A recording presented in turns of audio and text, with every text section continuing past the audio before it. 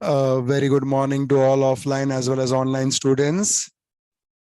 Okay, now last lecture, if you look, we completed the first part, and that was Ind AS implementations, the conditions for companies other than bank, insurance, NBFCs, as well as conditions for NBFCs, insurance companies, banking.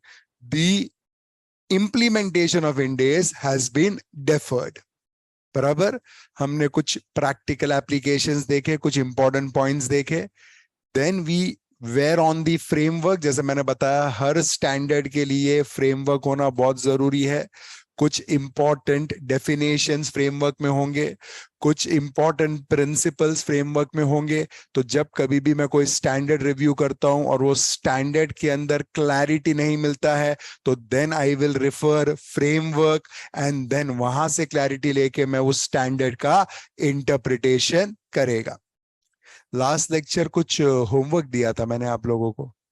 क्या homework दिया था? Balance sheet का format, खाली balance sheet का, PNL का format अच्छे से review करके आना है. करके आए हो? कुछ बोल रहा है मैं आज ही आया, मेरे को मालूम ही नहीं है. क्या ग्रीन शर्ट करके आया है? एब्सेंट था लास्ट लेक्चर? ऑनलाइन भी एब्सेंट था? क्यों? हाँ, दोनों को ही पूछ रहा हूँ, दोनों ही ग्रीन शर्ट है. हाँ, कौन से फर्म में? वहां गया था? Very good, very good. करो, दूसरों के लिए काम करो. अपना जन्म हुआ ही उसके लिए है. What about you? ऑफिस था, 7 से 9 ऑफिस. सुबह सुबह क्या कर रहा था ऑफिस में जाके? सुबह 7 बजे? अच्छा, रात को ऑफिस था ऐसा बोल रहा है तू. ठीक, समझा. बाकी सब ने रिव्यू किया है? मतलब ऐसा मन में ऐसा बोल रहे हो कि सर, मतलब पूछना नहीं, बाकी किया है, वैसा कुछ है फीलिंग कि पूछेगा तो नहीं किया है? हाँ, बाकी ऐसे देख क्या है, ऐसा कुछ फीलिंग है? हाँ, तो जो फीलिंग हो बताने का हमेशा. अब मैं पूछेगा भी. हाँ, चलो, नाउ पे अटेंशन. फ्रेमवर्क के अंदर कुछ चीजों के बारे में बात किया है, उसको जरा देख लेते हैं. तुम बड़े स्मार्ट लोग हो, तुमको पता ही है ये सब क्या होता है, बट फिर भी एक बार क्या है देख लेना, अच्छी बात है. सबसे पहला है user of financial statement. User of financial statement. Financial statement के भी यूजर्स होते हैं क्या? होते हैं. कौन कौन देखते हैं फाइनेंशियल स्टेटमेंट? कौन कौन यूज करते हैं फाइनेंशियल स्टेटमेंट? कौन कौन रीड करते हैं फाइनेंशियल स्टेटमेंट? क्या लगता है? इन्वेस्टर्स करते हैं. Very good. Investors, share holders और क्रेडिटर्स करते हैं. ओके, क्रेडिटर्स क्यों करेगा, उसको क्या फर्क पड़ता है? अच्छा, फाइनेंशियल स्टेटमेंट देख के एबिलिटी चेक करता है, वो भी क्रेडिटर्स. ठीक है. और हाँ, बैंक्स. अच्छा, we can use word lenders. हाँ, लेंडर्स लुक्स गुड ऑल्सो. हाँ, फिर और लेंडर्स के अलावा गवर्नमेंट क्यों देखेगा? उसको अपना देखने से फुर्सत नहीं है, वो देख के क्या करेगा?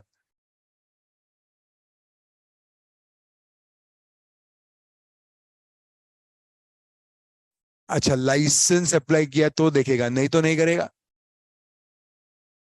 पर्सपेक्टिव से करेगा, अलग अलग पर्सपेक्टिव से करेगा. True. So if you look, users of financial statement are very very wide spread. It will consist of share holders, investors.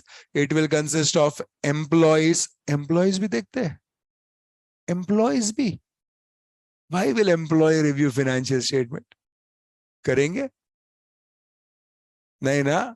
Yes, predominantly trade unions करते हैं. ये वो इसलिए करता है कि हर बार जब मैनेजमेंट से बात करता है, मैनेजमेंट बोलता है अरे प्रॉफिट है ही नहीं, तुमको कहां से पगार बढ़ा के देगा. तो फाइनेंशियल स्टेटमेंट रिव्यू करके पता तो चले कितना प्रॉफिट है, क्या दिखा रहा है, और उसमें से एम्प्लॉयज को क्या मिल रहा है.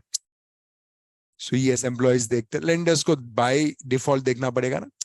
बाई डिफॉल्ट देखना पड़ेगा। यस, पैसा देने वाला रहेगा तभी भी, और पैसा दे दिया रहेगा तो उसके बाद भी कि भाई कैसा चल रहा है, सब बराबर चल रहा है कि नहीं। क्योंकि नॉर्मली प्रॉब्लम्स अगर कंपनीज में आता भी है तो वो प्रॉब्लम आता है, it does not always come ऐसा वन फाइन डे एक बड़ा प्रॉब्लम आ गया एंड कंपनी इज ओवर।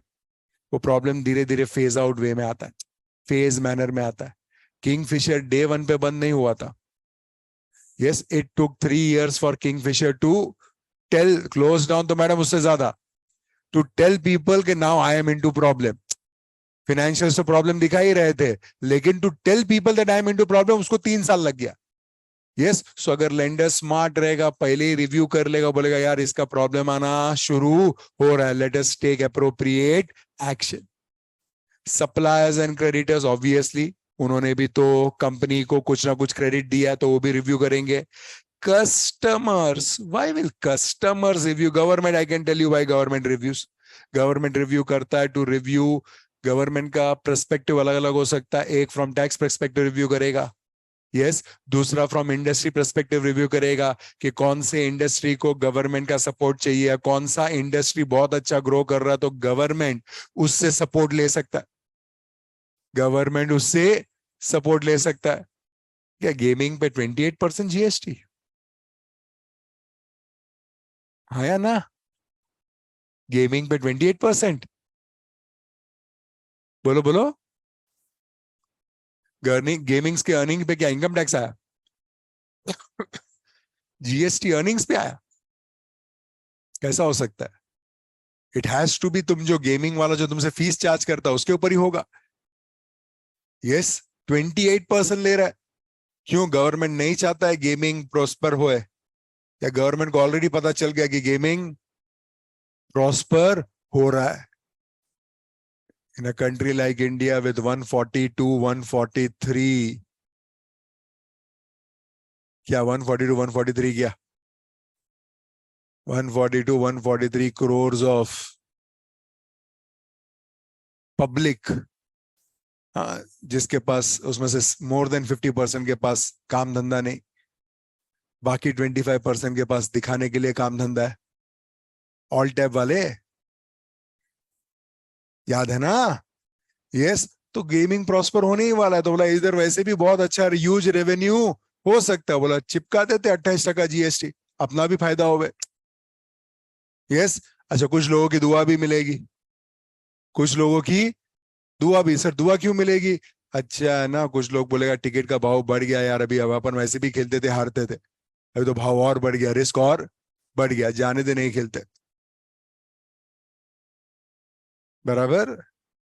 हाँ, पब्लिक पब्लिक भी देखता है फाइनेंशियल स्टेटमेंट, पब्लिक देखता है। हाँ सर, पब्लिक देखता है, पब्लिक फाइनेंशियल स्टेटमेंट रिव्यू करके पता करता है कौन सा कंपनी क्या कर रहा है, और उसके बेसिस पे पब्लिक भी डिसाइड करता है किस कंपनी के शेयर्स में इन्वेस्ट करने का। We are talking of public who are rational people, we are not talking of public who are normal people. Yes, अच्छा, कस्टमर क्यों देखेगा? कस्टमर क्यों देखेगा, है ना? कस्टमर देखेगा। In fact let me tell you one most important thing, बहुत बार कस्टमर को तुम्हारा कैपेसिटी, तुम्हारा एबिलिटी गेज करना होता है। इसको इतना बड़ा ऑर्डर दूं क्या, इसका इतना कैपेसिटी है क्या? हाँ, लाइक गवर्नमेंट समझो 6 लेन एक्सप्रेसवे का बात कर रहा है, बोथ साइड्स, 6 लेन एक्सप्रेसवे बोथ साइड, बराबर है। हाँ, now this project will run into thousands of crores, बराबर है। अभी थाउजेंड्स ऑफ क्रोर्स है तो गवर्नमेंट डे वन पे तो पैसा नहीं देने वाला है। Yes, some company will take this project, will do construction activity, एक लेवल पे आएगा, गवर्नमेंट को बिल रेज करेगा, गवर्नमेंट थोड़ा पैसा देगा, बाद में ऐसा धीरे धीरे धीरे धीरे चलता रहेगा। तो सामने वाला कंपनी का फाइनेंशियल एबिलिटी होना चाहिए कि गवर्नमेंट से पैसा थोड़ा लेट भी आया तो सामने वाला कंपनी प्रोजेक्ट चालू रखना चाहिए, होना चाहिए कि नहीं होना चाहिए? यस और नो? यस, तो मालूम पड़ा उसके लिए कॉन्ट्रैक्ट के अंदर there is one company which is LNT, जिसने कॉन्ट्रैक्ट के लिए अप्लाई किया है ना। एलएनटी का financials you all understand, strong company. Yes, तो उस पर शक आने का कोई सवाल नहीं होता है। There is second company called as Adani, बोलता है मैं भी करेगा। यस, गवर्नमेंट बोलता है इसका फाइनेंशियल स्टेटमेंट देखना चाहिए, लेकिन फोन भी आता है लोगों से।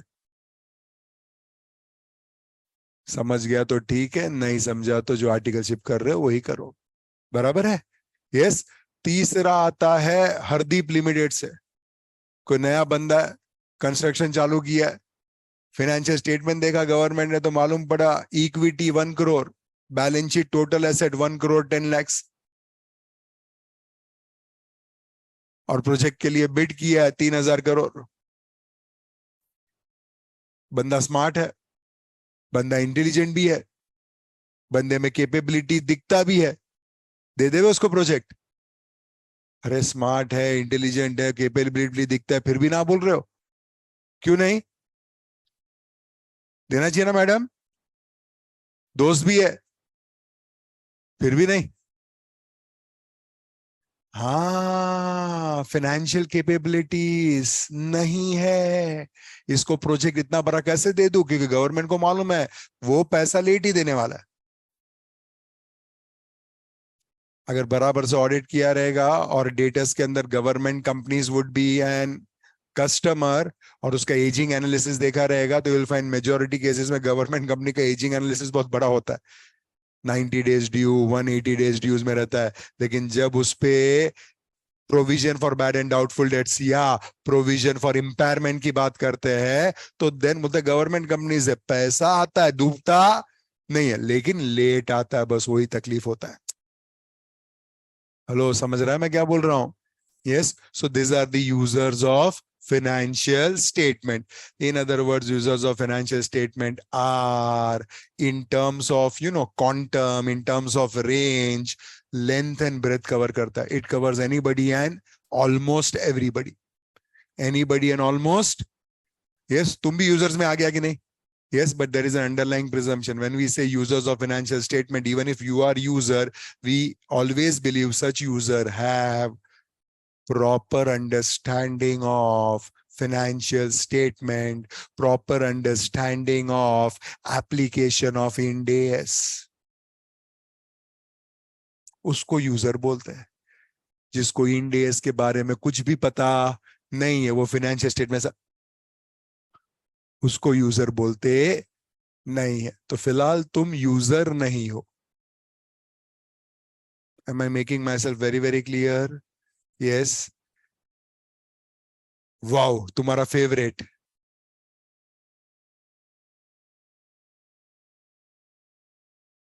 क्या है ये? फंडामेंटल। क्या होता है ये फंडामेंटल अकाउंटिंग असम्पशंस?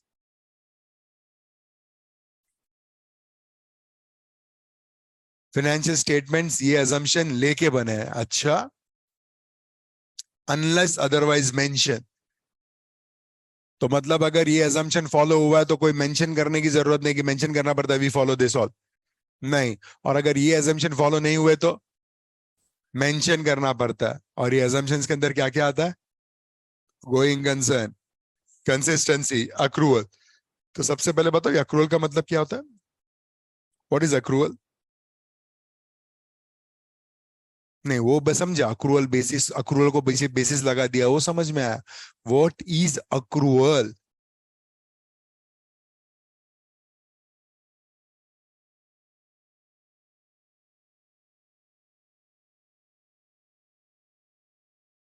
इंकर्ड बोलते हैं।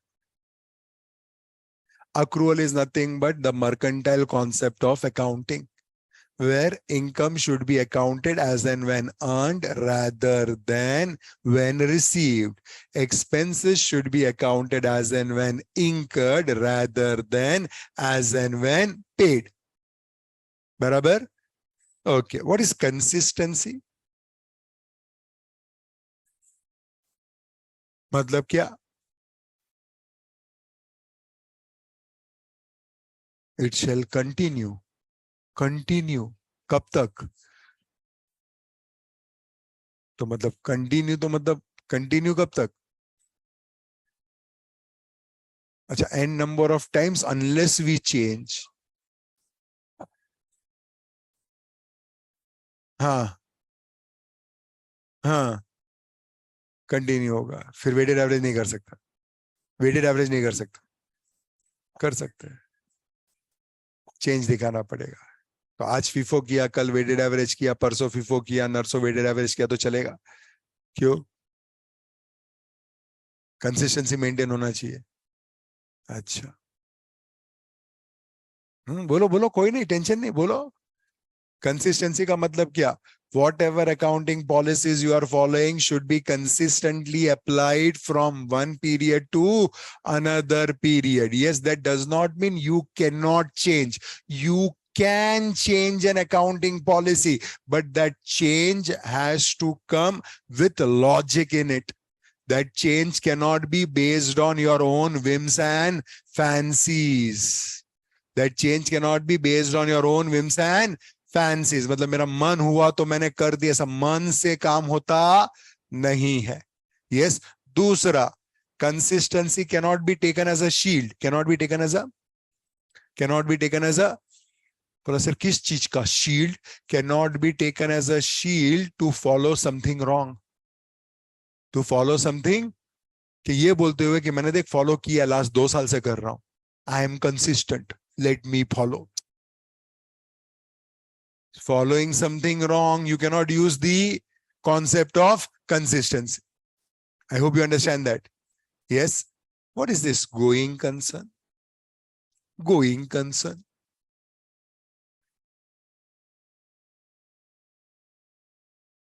Entity will continue his business operations for foreseeable future. I liked it, madam. Very good. Usually 1 year. Next period. You think.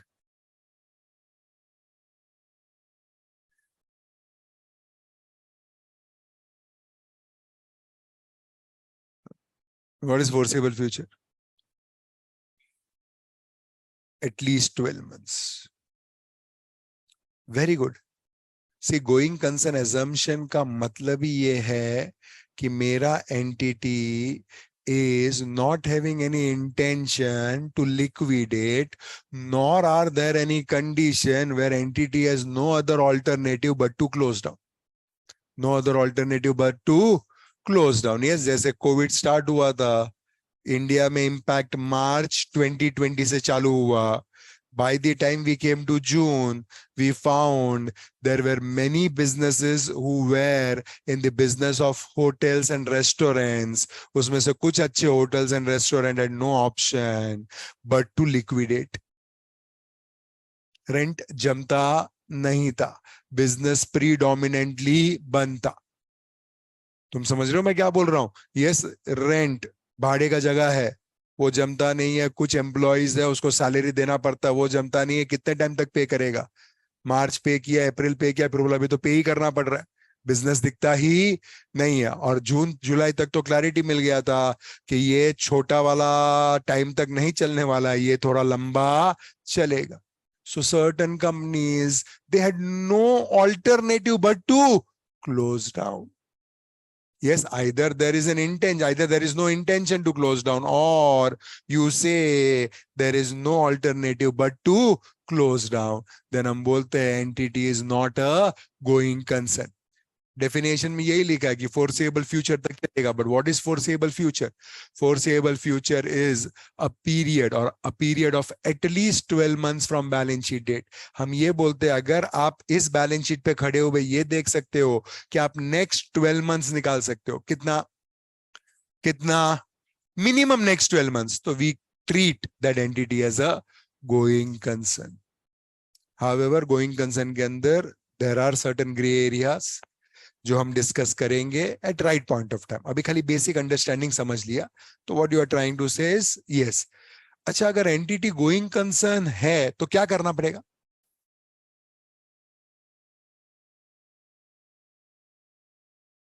नहीं, क्या करना पड़ेगा मैंने पूछा।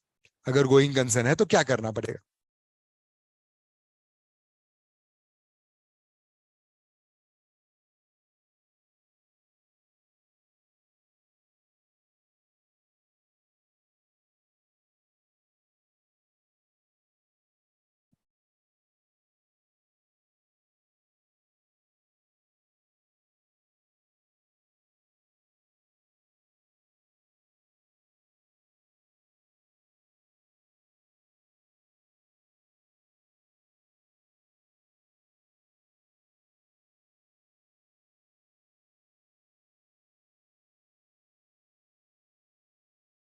हाँ बोलो। श्श, इधर बात कर। उसके साथ क्या बात कर रहा है? हाँ तो बोल।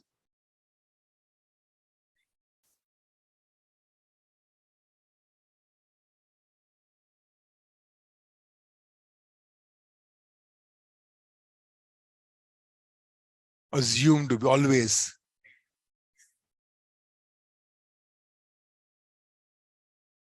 that the going concern assumption is inappropriate. बराबर है. That is as a part of preparation of financial statement में तुमने बात किया. But otherwise if somebody is a going concern तो ऐसा disclose करने का जरूरी है कि I am a going concern. नहीं, part of fundamental accounting assumptions है, तो disclose करने की जरूरत नहीं है. What if somebody is not a going concern? तो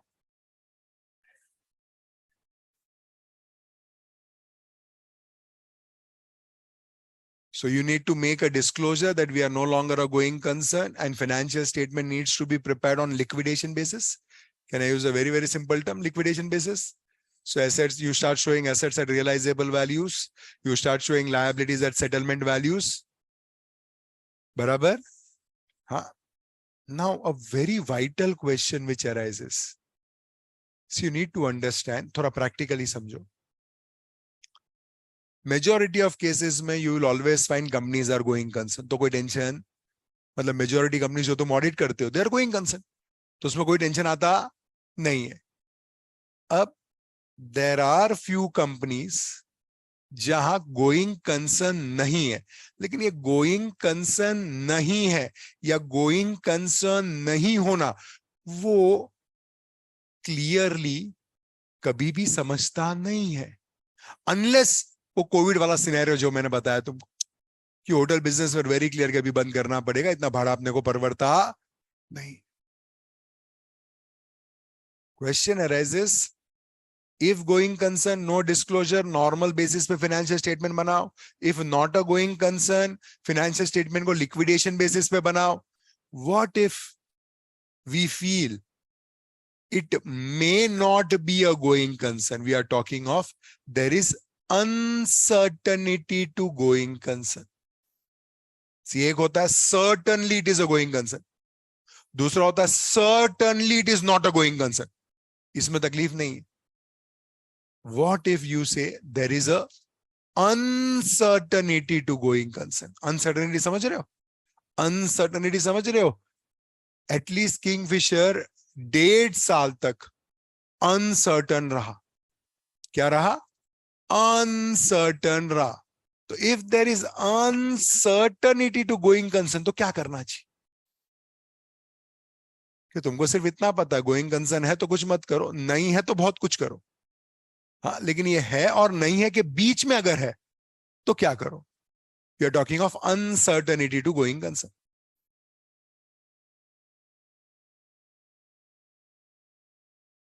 ऐसा एरिया लाइफ में बहुत कम मिलता भी है करने को, रियल लाइफ में भी, बट ऐसा एरिया आता जरूर है. क्वेश्चन समझ में आया मैं क्या पूछ रहा हूं? हाँ, अनसर्टेनिटी है तो क्या? क्योंकि कोई भी company in majority of cases going concern problem face भी करता होगा तो इट वुड नेवर बी कि हाँ बस में जा रहा है, हो गया, खत्म हो गया. फेज होता है. बहुत कंपनी के लाइफ में वो बैड फेज आता है. कुछ सरवाइव करते हैं और कुछ डूब जाते हैं. लेकिन जब डूब जाते हैं तब हम बोलेंगे नॉट अ गोइंग कंसर्न. जब वो बैड फेज होता है तब हम बोलेंगे अनसर्टेनिटी टू गोइंग कंसर्न. तुम समझ रहे हो मैं क्या बोल रहा हूं? Hello, yes. तो क्या करें अगर अनसर्टेनिटी हो तो क्या करें? क्वेश्चन समझ में आया ना? ठीक है, सोचना, बताना मुझे जब भी कुछ ऐसा क्लिक लगे तभी. हाँ, कुछ चीजें मैं ऐसे भी. हाँ बोलना. तेरे को लगता है मैनेजमेंट तेरे साथ सब सही बात करता है? और तूने आज तक कभी कोई मैनेजमेंट देखा जो नेगेटिव बात करता है? जिस दिन मालिया भागा उसके 1 हफ्ते पहले तक मालिया बोल रहा था कि एयरलाइन चलेगा ही, I will bring somebody, my company can not die, I am there, you know who I am. एक हफ्ते पहले भी वो यही बोल रहा था, फिर बिजी हो गया बेचारा, भागने का तैयारी भी करने का था ना।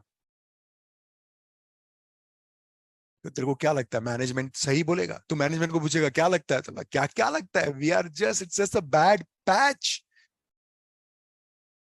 वो बोलेगा this is not a end, this is the bend. क्या बोलेगा? This is not a end, this is a bend, bend to the road है, वापिस घूम के आएगा मैं। फिर क्या करेगा? मैनेजमेंट का मान लेने का ना, ऐसा वो ही देता है बेचारा। नहीं बोलता है, कितना चीज मैनेजमेंट बोलता है वही तो करता है तू, नहीं क्या बोलता है। क्वेश्चन समझ में आया ना मैं क्या बोलने की कोशिश कर रहा हूँ? सोचो देखो कुछ मिले तो, बाकी हम डिस्कस तो करेंगे ही, आएगा वो राइट पॉइंट पे भी आएगा। आज तक कभी कैरेक्टरिस्टिक्स या qualitative characteristics of financial statement कभी ध्यान दिया था? नहीं ना, फ्रेमवर्क में लिखा होता है कि फाइनेंशियल स्टेटमेंट, जो भी फाइनेंशियल स्टेटमेंट तुम बनाते हो उसके ये कैरेक्टरिस्टिक्स होने चाहिए, ऐसा फ्रेमवर्क में लिखा है। अब देखो इसमें से कितने तुम फुलफिल करते हो। Understandability, they should have relevant data, हाँ इरेलेवेंट चीजें नहीं। कॉन्सेप्ट ऑफ मटीरियलिटी, ये तुम्हारे लाइफ में बहुत बड़ा गेम करता है, हाँ या ना? यस और no? Yes, they should be reliable, they should be reliable. होता है ना तुम्हारा financial statement reliable, one can rely, no? होते हैं? तुम रिलाई करेगा? तुम रिलाई करेगा? तेरा फाइनेंशियल स्टेटमेंट जो तूने ऑडिट किया उसी कंपनी का शेयर्स खरीदेगा तू? ना बोलता और बोलता है मैं रिलाई करेगा।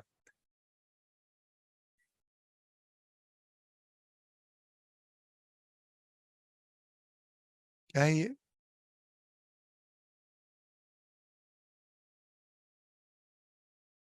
इधर से बज रहा है, इधर से बज रहा है,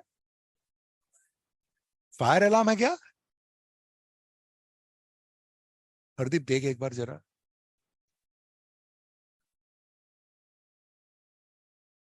इतना ऐसा कभी बजता नहीं है। नहीं अदरवाइज अपने को पता ही नहीं चलेगा, we are the corner classroom ना, कुछ हुआ तो भी पता नहीं चलेगा। हाँ फिर तो और ऑप्शन ही किधर है? हाँ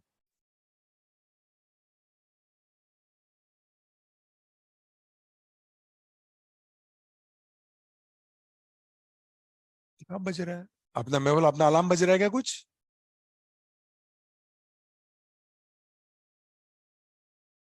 सुनाई दे रहा है ना?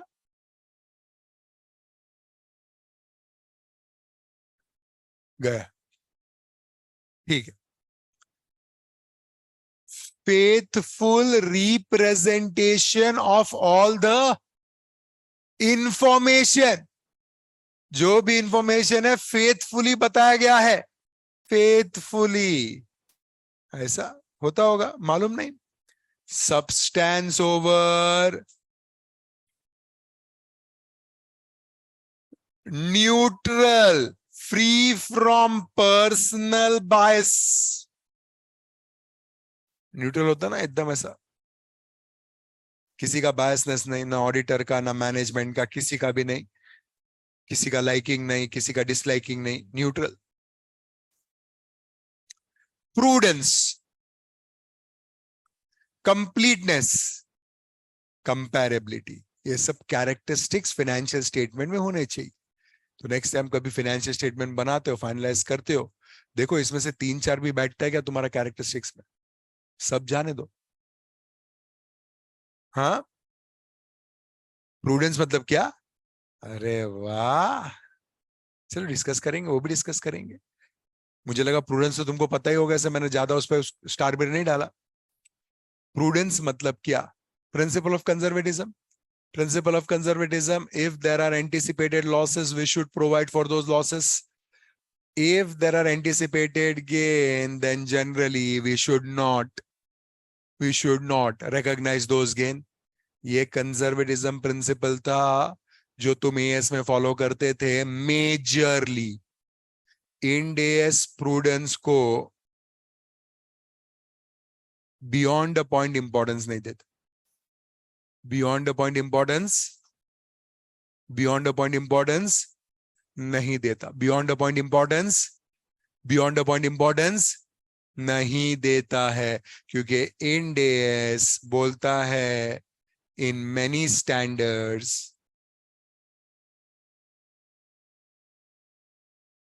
fair value accounting is allowed. अगर फेयर वैल्यू अकाउंटिंग अलाउ करोगे, फेयर वैल्यू मतलब सिंपल टर्म्स में अभी के लिए समझो, it is nothing but similar to the market price. तो अगर फेयर वैल्यू अकाउंटिंग अलाउ करेगा और अकाउंटिंग मार्केट प्राइस पे अलाउ करेगा, तो उसमें लॉस भी हो सकता है, उसमें गेन भी हो सकता है। लॉस भी हो सकता है, गेन भी हो सकता है। लॉस होगा तो तुम बोलेगा प्रूडेंस कॉन्सेप्ट, गेन होगा तो प्रूडेंस नहीं बोल पाओगे। लेकिन फेयर वैल्यू अकाउंटिंग में इंड एएस मेजर केसेस में बोलता है लॉस होता है तो भी रिकॉर्ड करो, गेन होता है तो भी रिकॉर्ड करो।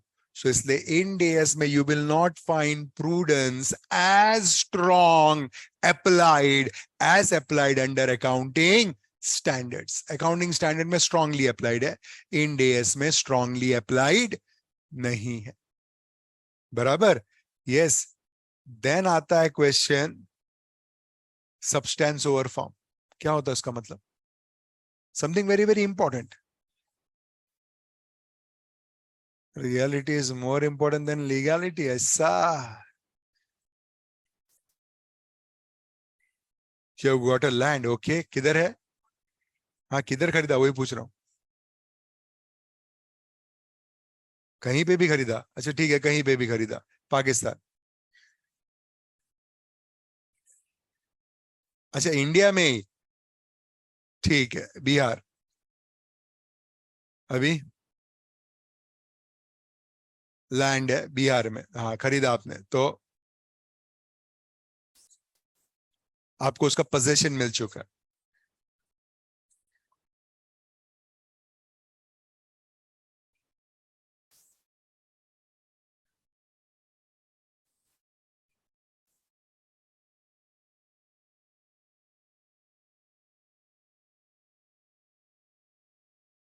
Registration pending. तो सब्सटेंस ओवर फॉर्म क्या अप्लाई करोगे इधर?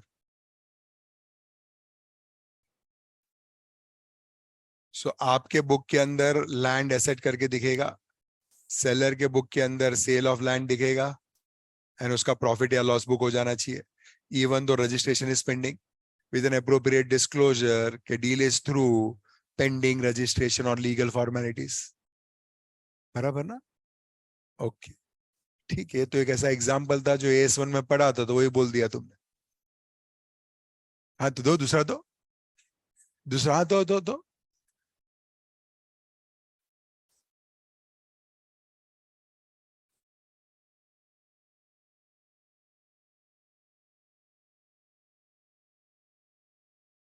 Is it? Is it? You could? हाँ? What is delay?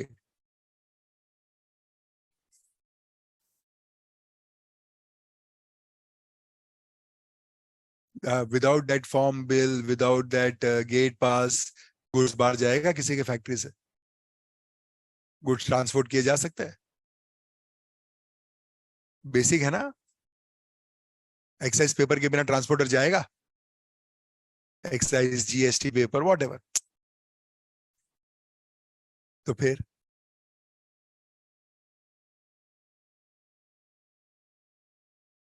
अभी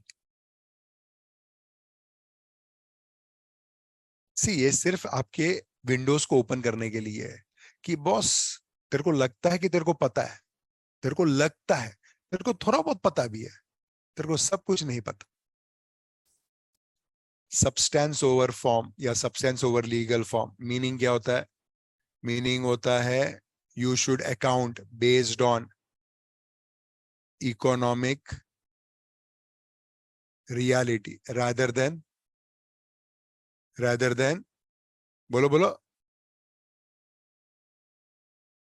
rather than legality. मैं आपको बता दूं, more than 95% of transaction, the economic reality and legality are same. More than they are same. तो कैसा होता है, तुम जब ऑडिट करते हो तुमको रियलिटी किधर पता होती है, तुम तो डॉक्यूमेंट बेस्ड ही ऑडिट करते हो. यस, एंड कितनी बार तुम जो डॉक्यूमेंट बेस्ड ऑडिट करते हो और डॉक्यूमेंट बेसिस पे सब काम कर देते हो, तो दिमाग में यार अपन तो सब डॉक्यूमेंट बेस्ड किया, अपन तो लीगलिटी किया, अपन तो रियलिटी देखा ही नहीं. But more than 95% of time legality and reality are same. तो तकलीफ आता नहीं है.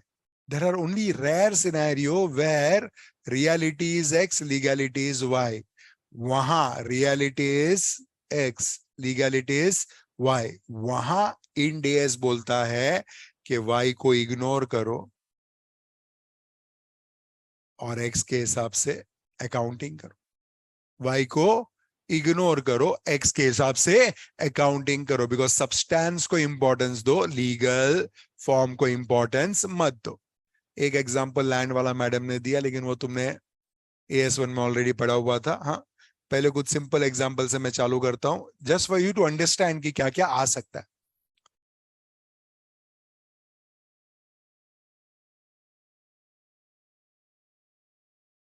A hire purchase transaction. Yes, if you look at what is economic reality, HP buyer wants to buy that asset on delivery date only.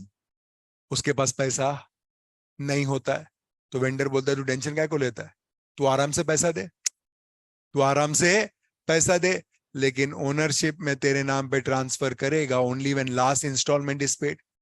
तब तक मैं ownership transfer नहीं करेगा. और इसके पीछे वेंडर का दिमाग में क्या चलता रहता है, कुछ ऐसा स्कीम रहता है कि इसको मैं लल्लू बनाएगा. ऐसा स्कीम रहता है कि सिर्फ एक सेफ्टी पर्पस रहता है कि भाई कल पैसा किधर नहीं दे दिया, कल इसने डिफॉल्ट कर दिया और ओनरशिप मेरे नाम पे रहेगा, मैं रिपोजेशन कर पाएगा.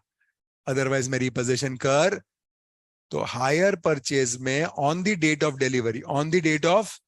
डिलीवरी ओनरशिप ट्रांसफर होता है क्या? नहीं. ओनरशिप कब ट्रांसफर होता है? लास्ट इंस्टॉलमेंट, मतलब मे बी 3-4 साल के बाद. दो ओनरशिप 3-4 साल के बाद आप करते हो, लेकिन आपका अकाउंटिंग बुक्स में डे 1 पे HP बायर के बुक में एज एसेट करके दिखा देते हो. हाँ, सो हायर परचेज में इकोनॉमिक रियलिटी पे अकाउंटिंग करते हो, ना कि लीगल फॉर्म के बेसिस पे आप करते हो. बराबर.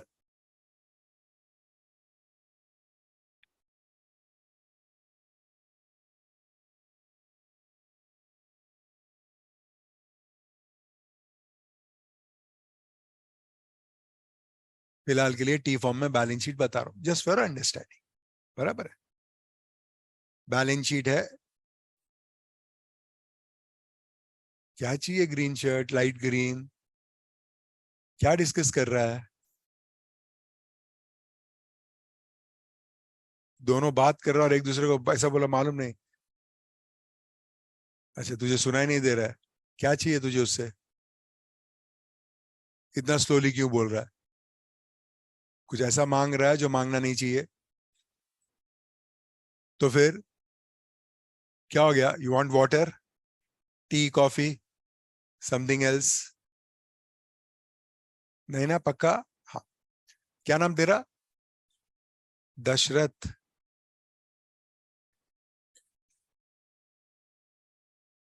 फ्यूचर बड़ा अच्छा दिख रहा है तेरा. हाँ. So we say we have a balance sheet of a company called Ram Limited. Promoter is Dashrath. बराबर ना? राम का प्रमोटर तो दशरथ ही है. बराबर ना? हाँ. सो प्रमोटर इज दशरथ. यस. अब इसको लोन चाहिए. क्या चाहिए? लोन. अभी कुछ इसके दोस्त है, ये सारा का सारा बैंकिंग करता है. किसके साथ करता है? ICICI के साथ. तो लोन चाहिए, तो logically for loan he should go to ICICI. लेकिन इसके कुछ दोस्त लोग हैं, बोलते हैं देख याद रखने का लाइफ में, लोन तो हमेशा कोऑपरेटिव बैंक से लेने का अच्छा रहता है।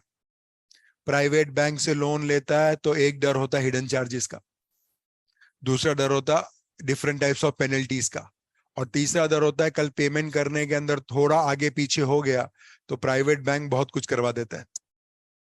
But if it is a cooperative bank, they are very very cool. Yes, दूसरा एक बड़ा एडवांटेज होता है कोऑपरेटिव बैंक का, वो ये कि वो बैंक फ्यूचर में रहेगा और कितना टाइम तक रहेगा उसका भी तुम समझ रहा है। सी कोऑपरेटिव बैंक में अगर एफडी रहेगा तो तुमको चिंता करने की जरूरत है, लेकिन उसी कोऑपरेटिव बैंक से तुमने लोन लिया रहेगा तो तुमको चिंता करने की जरूरत नहीं है। I hope you understand what am I trying to say. Yes, तो उसके दिमाग में बैठ गया दशरथ के कि बाबा लोन तो कोऑपरेटिव बैंक से। तो दशरथ जाके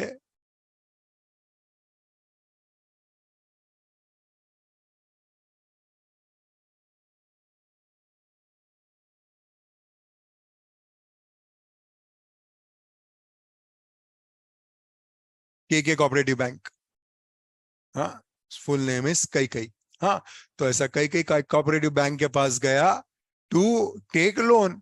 बैंक को पूरा डिटेल्स दिखाया, बैलेंस शीट दिखाया, फाइनेंशियल स्टेटमेंट दिखाया, सब दिखाया, एंड कई के कोऑपरेटिव बैंक बोलता है लोन तो मिल जाएगा, ऐसा कोई टेंशन नहीं है, हमारा देख लेना। बैंक मैनेजर दशरथ बोलता है कोई प्रॉब्लम नहीं, आज ही देख लेता हूं तुम्हारा, मिलो शाम को, मिलते हैं, हो जाएगा। तो फिर तुम्हारा लोन भी हो जाएगा, मैं प्रोसेस करने के लिए डालता हूं। तो सब करते करते उसको एक रिक्वायरमेंट मालूम पड़ता, दशरथ को फोन करता, बोलता है देख बाबा, मेरे को ना ये लोन सैंक्शन करने में कोई तकलीफ नहीं है, खाली डॉक्यूमेंट के पर्सपेक्टिव से मेरे को, तू जिस बैंक में बैंकिंग करता है, तू जिस बैंक से बैंकिंग करता है उसका मेरे को बैंक गारंटी चाहिए। बराबर। दशरथ बोलता है कोई टेंशन नहीं, ऐसे ऐसे बैंक में अपना दोस्ती काम करता है, टेंशन नहीं है। दोस्त से बात किया, बोला अपने को एक गारंटी लेटर चाहिए। हाँ मिल जाएगा, टेंशन नहीं है। लेकिन आईसीआईसीआई बैंक बोलता है मैं गारंटी लेटर तो दे दूं तेरे को, ऐसा कोई टेंशन नहीं है, लेकिन कुछ कोलेटरल लगेगा ना मेरे को, सिक्योरिटी, मैं तेरे बिहाफ पे गारंटी दे रहा है तो मेरे को कुछ तो सिक्योरिटी लगेगा। तो दशरथ बोलता है ना अपने पास इतना बड़ा फैक्ट्री, टेंशन काय को, इस पे दे दे मेरे को। तो दिया फैक्ट्री के कोलेटरल पे। आईसीआईसीआई बैंक ने क्या किया, बैंक गारंटी दिया। ये बैंक गारंटी लेटर दशरथ ने किसको दिया, के कोऑपरेटिव को दिया, और के कोऑपरेटिव से लोन मिल गया। अब बैलेंस शीट में लायबिलिटी साइड में ये लोन जब दशरथ बताएगा, सिक्योर्ड में बताएगा कि अनसिक्योर्ड में बताएगा।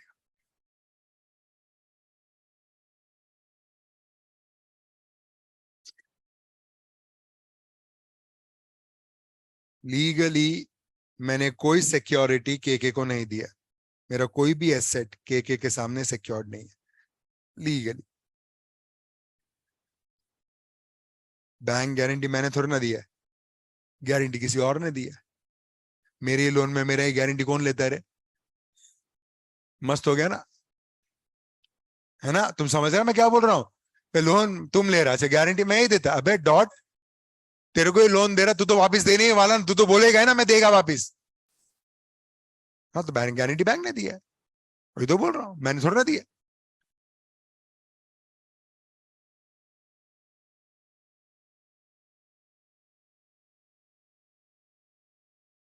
हमने तो खाली गारंटी लेटर के लिए रखा था।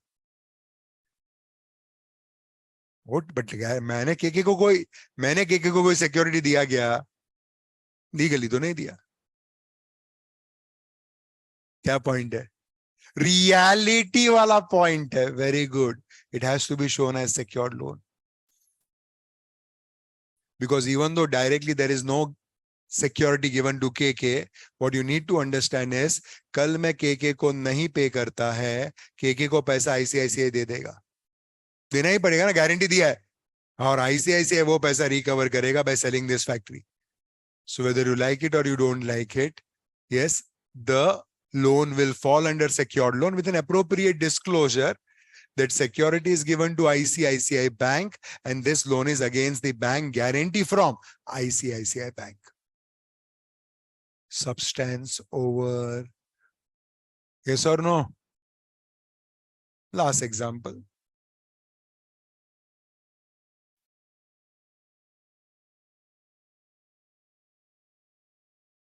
Dashrath Limited, Ram Limited. Dashrath Limited on 1st February 23 sold goods of rupees 1 lakh for cash to Ram Limited. Yes. And enters into another contract to purchase same goods. To purchase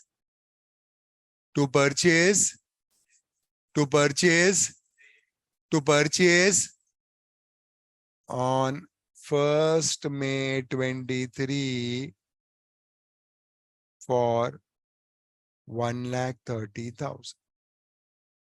What is the accounting entry which would be passed in the books of Dashrath Limited?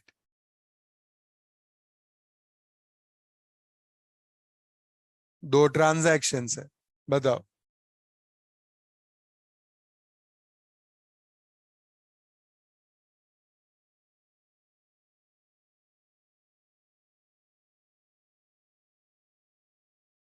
बताओ.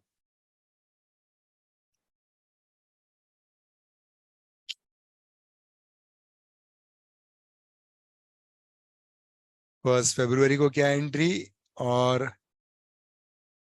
First मई को क्या entry?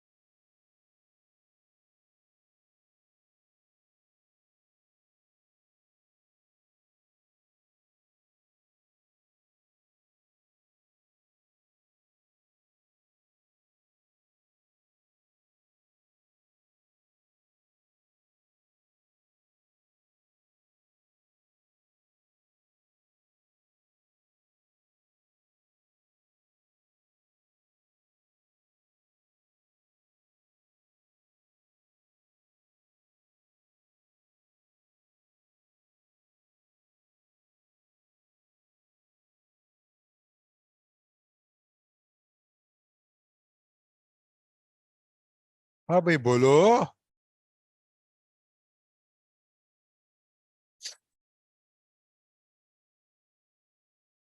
Yes dear. You tell me, we'll disclose. You tell me.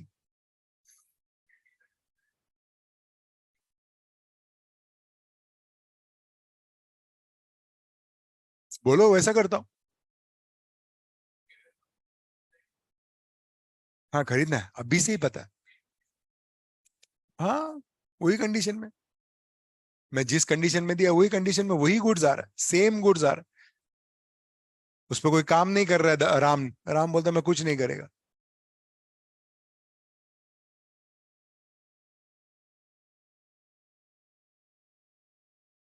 क्या बोलो madam?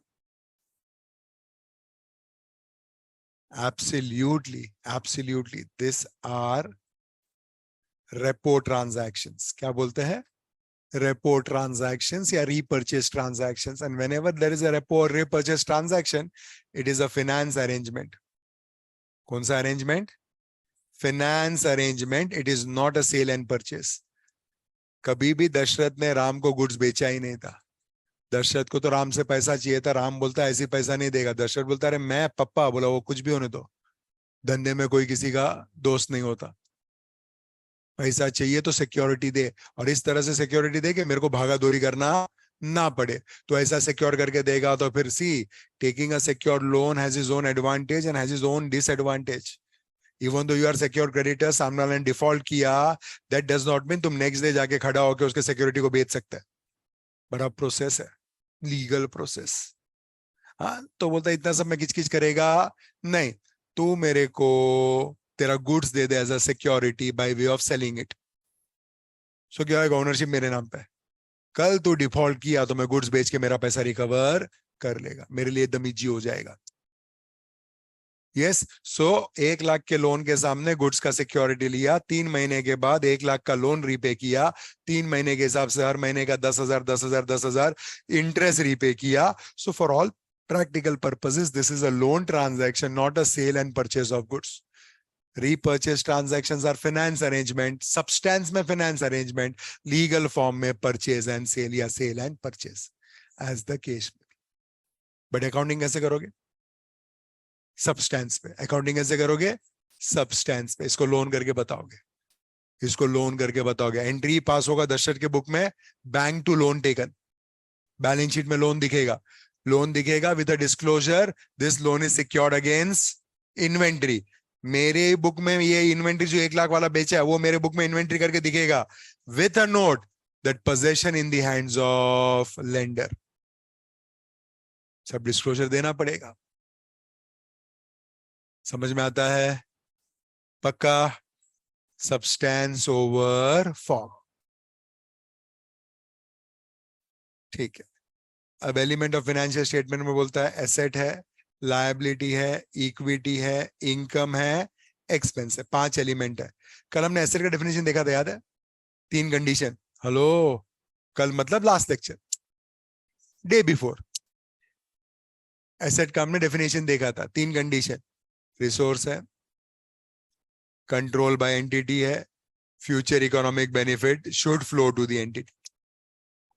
वैसे liability का definition, there is a present obligation, settlement करने के लिए there would be outflow of resources.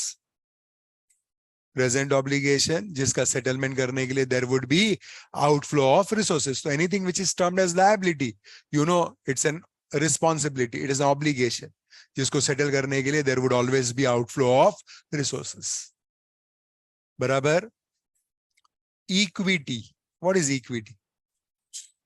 Simple terms में क्या बोलते हैं? रेसिड्यू। क्या बोलते हैं? बचा कुचा इज इक्विटी। जो भी लास्ट में बच गया इज इक्विटी। एसेट बेचने के बाद, लायबिलिटीज को पे ऑफ करने के बाद अगर कुछ बचता है तो उसको बोलते हैं इक्विटी, रेसिड्यू। बराबर? बैलेंस शीट को हमेशा हमेशा ऐसे देखना सीखो।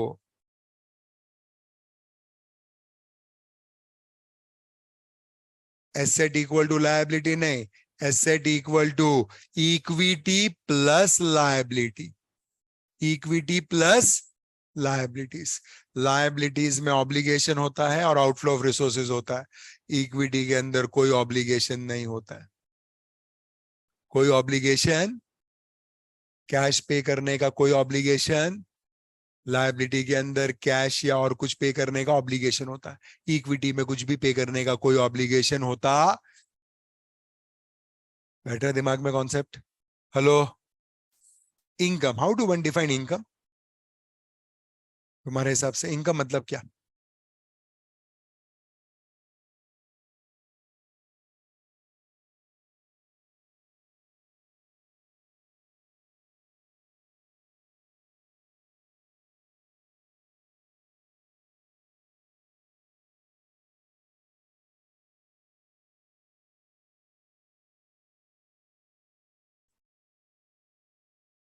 एनी मनी रिसीवेबल, वो तो डेटर हो गया, अक्रूवल बेसिस पे रिकॉर्ड करे उसको इनकम बोलेंगे। पूछ रहा हूं, मेरे को तो क्या ज्यादा आता नहीं। आर्टिकलशिप तो तुम जाते हो, बड़े बड़े क्लाइंट से तुम मिलते हो, बड़े बड़े कंपनीज का ऑडिट तुम करते हो। मैं तो इधर ही रहता हूँ, किधर जाता हूँ? बोलो।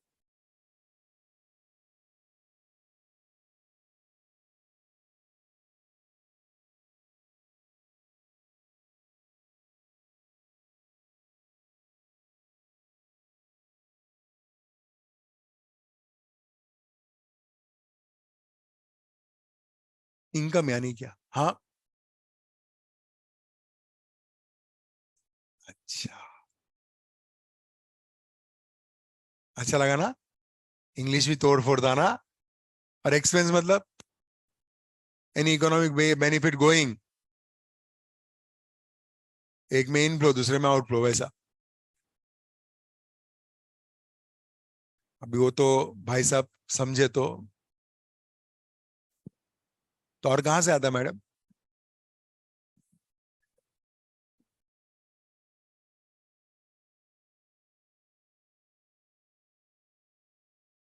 वो भी इनकम होता है, मतलब है।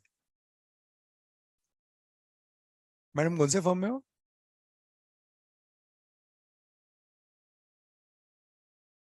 कंसल्टिंग एज नाम है वो, एवियोर वाला। हाँ, अच्छा बात किया इसलिए पूछा।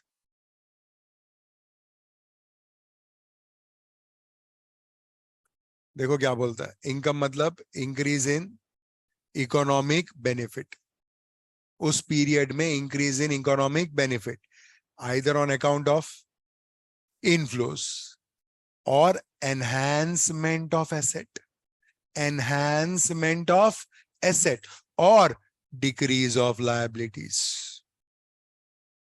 इनकम बड़ा ब्रॉड वर्ड है, मैंने रेवेन्यू नहीं पूछा था, मैंने इनकम पूछा था।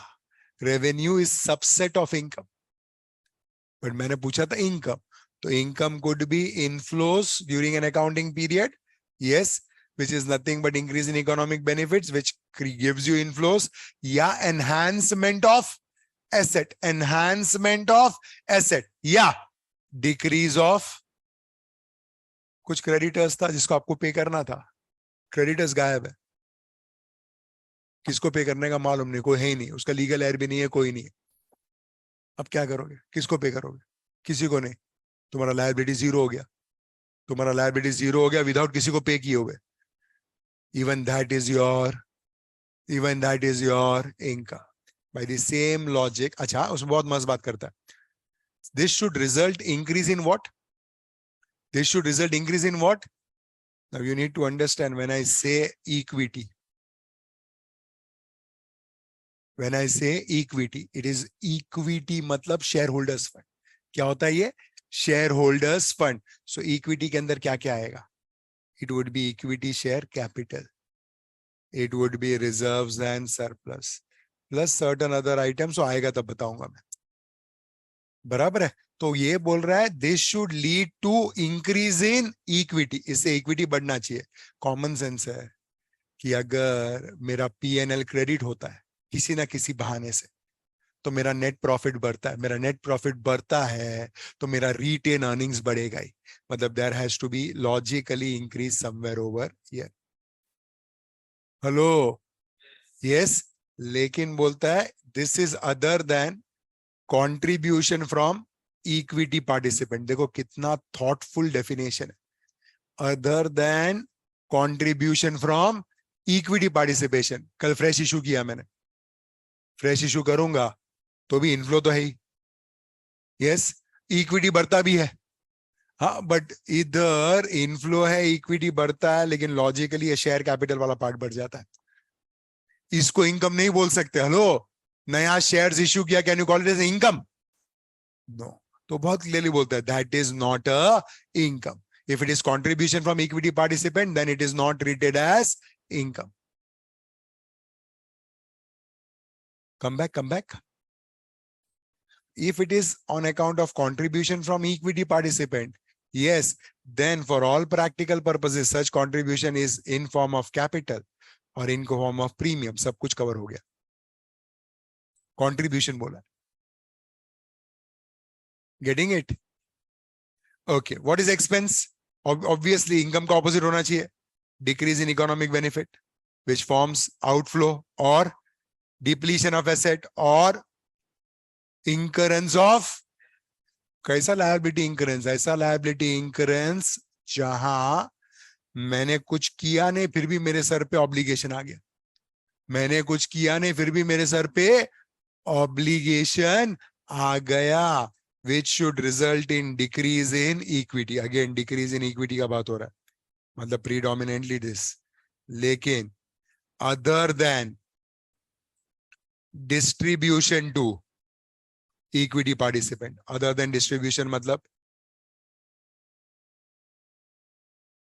तुम जब डिविडेंड देते हो तो ऑटोमेटिकली तुम्हारा इक्विटी रिड्यूस होता है, तुम्हारा रिजर्व्स कम होता है। But giving dividend is not an expense, it is appropriation of profit. It is not an expense, it is appropriation of profit. इस तरह से एक्सपेंस को डिफाइन किया। हेलो, कोई टेंशन इधर? कोई टेंशन किसी को इधर तक? किसी भी पॉइंट पे कुछ भी डाउट?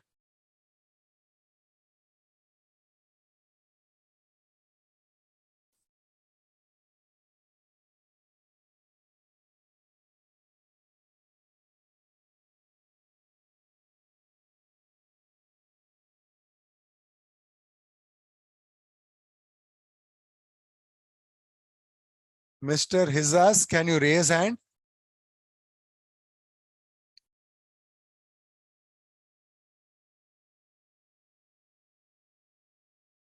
Mr. Hizas,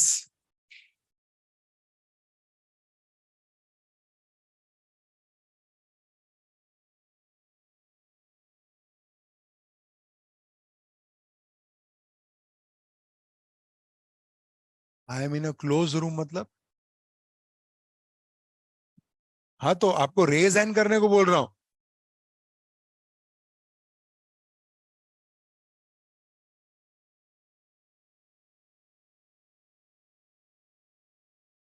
जब तुम लोग ऐसा लिखते हो I am in a close room, मतलब तुम कहना क्या चाहते हो?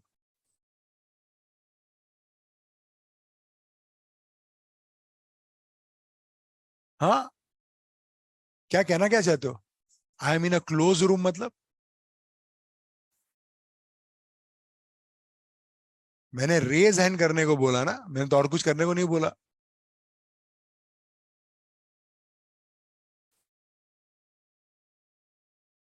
हाँ बस मुझे खाली रेज हैंड, हाँ बस बस बस। अच्छा, कैन यू स्पीक? बात कर सकते हो कि वो भी नहीं कर सकते हो?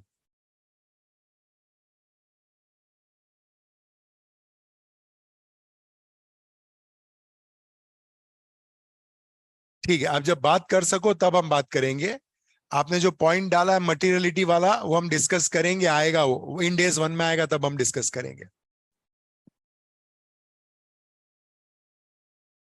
हाँ भाई, इनकम एक्सपेंस का क्लैरिटी मिला। आज के बाद इनकम एक्सपेंस खाली रेवेन्यू को सीमित नहीं रखोगे। यस, एसेट लायबिलिटी के चेंजेस को भी इनकम एक्सपेंस में लाओगे।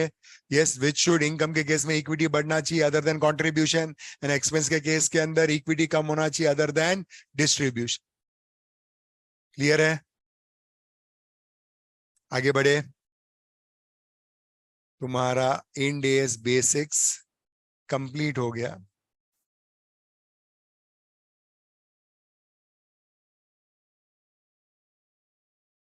End AS one, presentation of financial statement. Financial statement का क्या मीनिंग?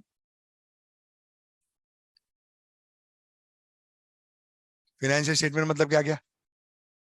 चलो तब देखा अपन ने, balance sheet, PNL, cash flow statements, statement of changes in equity, notes to about, 5 elements.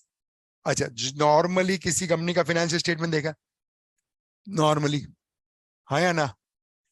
Data is always current year previous year, which means in general a financial statement will consist of two balance sheet, two P&L, two cash flows, two statement of changes in equity and notes to above. बराबर। अब Ind AS one presentation of financial statement के बारे में बात करता है, but we always advise student कि Ind AS one अगर हम कर रहे हैं तो उसके साथ साथ एफ आर टेक्स्ट बुक में जो एनेक्शर है उसको साथ में रखना पड़ेगा। कौन सा एनेक्शर है ये? कौन सा एनेक्शर है? वॉल्यूम वन में कौन सा एनेक्शर है? बैलेंस शीट, पीएनएल, तुम्हारा शेड्यूल 3, क्योंकि वहां आपको पूरा प्रेजेंटेशन रिक्वायरमेंट समझ में आएगा। पूरा स्ट्रक्चर वहां समझ में आएगा। यस, हाउएवर अगर हम बात करें स्टैंडर्ड का, तो हम आएंगे उस शेड्यूल 3 पे भी हम आएंगे। हम स्टैंडर्ड के ऑब्जेक्टिव के बारे में बात करें तो ऑब्जेक्टिव क्या है? Presentation of general purpose financial statement. बोलता भाई कैसे बनना चाहिए, क्या कैसे बनना चाहिए? General purpose financial statement. अपने लिए 5 items, balance sheet, PNL, cash flow, statement of changes in equity and notes. ये 5 आइटम अपना general purpose financial statement. To ensure क्या? टू एंश्योर क्या? देखो, one of the key feature of Ind AS 1 is comparability. मैंने last lecture भी comparability के बारे में बहुत अच्छी बात की थी, बहुत अच्छी बात की थी। एएस के अंदर कंपेरेबिलिटी दूर दूर तक नहीं था, हम खाली बोलते थे है, हम खाली बोलते थे है। क्यों हम ऐसा बोलते थे है? क्योंकि अकाउंटिंग पॉलिसी चेंज करना है, हम कर देते थे आज से। प्रीवियस ईयर का पुराना अकाउंटिंग बैलेंस, करंट ईयर का करंट अकाउंटिंग पॉलिसी, और बोलते देखो कंपेयर करो, मस्त कंपेरेबिलिटी है। एरर रेक्टिफाई करना होता हम कर देते थे एरर रेक्टिफाई। हाँ, रेक्टिफाई करके करंट ईयर में प्रायर पीरियड आइटम्स करके बता देते थे। ना करंट ईयर का प्रॉफिट ठीक होता था, ना लास्ट ईयर का प्रॉफिट ठीक होता था, अज्यूमिंग एरर लास्ट ईयर का है, और हम बोलते थे कंपेरेबिलिटी है। क्या इसको कंपेरेबिलिटी बोलते हैं? नहीं। इंड एस रियल मायनों में, एकदम रियल पर्सपेक्टिव से कंपेरेबिलिटी का बात करता है। कंपेरेबिलिटी किस चीज का? With entities financial statement of previous period as well as financial statement of other entities। इसको हम पॉपुलरली बोलते हैं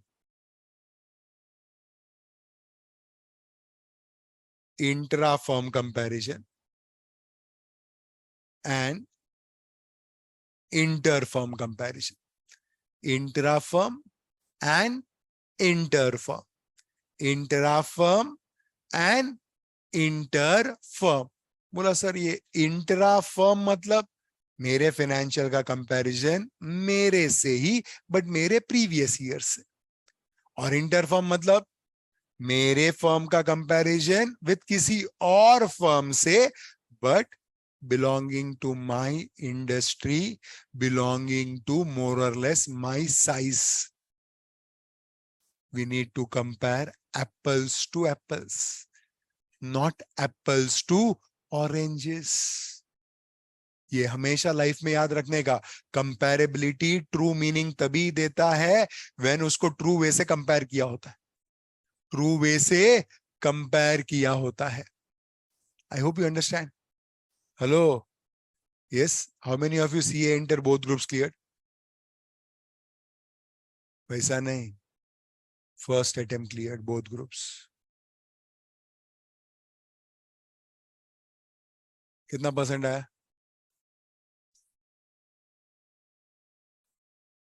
परसेंटेज कभी निकाला ही नहीं। 57। कितना है? 60 के आसपास, बस 60। हरमीत, हरदीप, सॉरी, कितना परसेंट आया रे? 55 के आसपास। अच्छा, तू उसको बोल रहा था ढूंढ के दे, डॉट 8 से डिवाइड करेगा तो ढूंढ के आता है ना मैडम। 63, 56,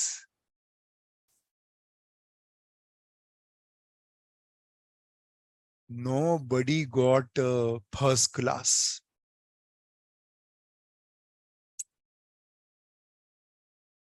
डिस्टिंक्शन तो दूर दूर की बात।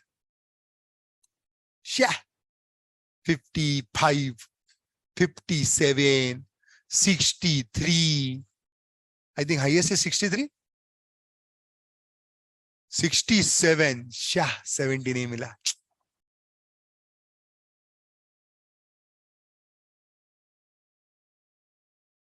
लास्ट ईयर ही 2 बच्चे आए थे, they scored 87% average in their TYBCom, and you 67।